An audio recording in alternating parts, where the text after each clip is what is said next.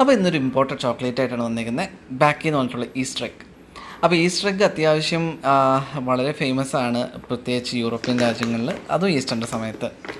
Easter കഴിഞ്ഞ ഉടൻ തന്നെ ഇത് ഓഫറിന് കണ്ടമാനം ഇത് വരുമെന്നാണ് കേട്ടേക്കുന്നത്. അപ്പോൾ നമുക്ക് യു കെയിൽ നിന്ന് വന്നപ്പോൾ കിട്ടിയ ഐറ്റമാണിത്.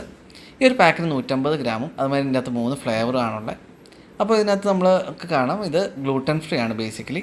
അപ്പോൾ നമ്മളിതിൽ നിന്നുള്ള 3 ഫ്ലേവേഴ്സാണ് നമുക്ക് കാണാൻ പറ്റിയത്. അപ്പോൾ നമുക്ക് ഓരോ ഫ്ലേവേഴ്സായിട്ടൊന്ന് ടേസ്റ്റ് ചെയ്ത് നോക്കാം. ഫസ്റ്റ് ഞാൻ ഈ ബ്ലൂ കളേർഡ് കവറിലാണ് എടുക്കുന്നത്. അപ്പോൾ അത്യാവശ്യം നല്ല പോലെ മെൽട്ടായിട്ടാണ് ഇരിക്കുന്നത്.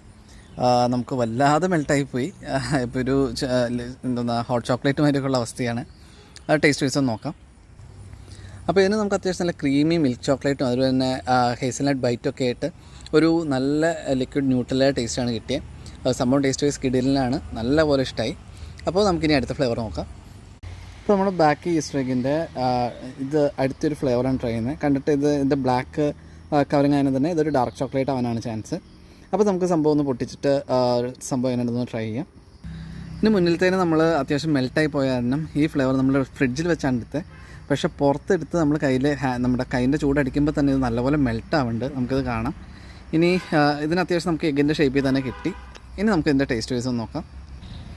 അത്യാവശ്യം നല്ല പ്രീമിയം ഡാർക്ക് ചോക്ലേറ്റ് വിത്ത് ഉള്ളിൽ കുറച്ച് ഹേസൽനട്ടിൻ്റെ ബൈറ്റ്സൊക്കെ കിട്ടുന്നുണ്ട്.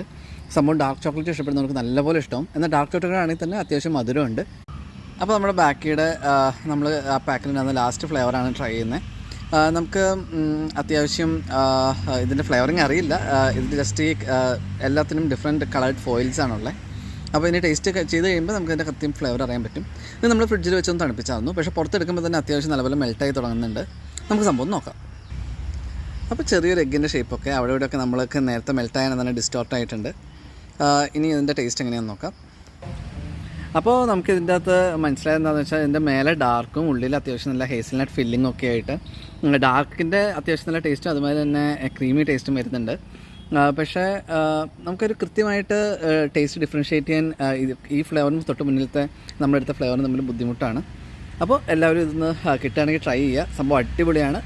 ചാനൽ ഇഷ്ടമെങ്കിൽ സബ്സ്ക്രൈബ് ചെയ്യുക.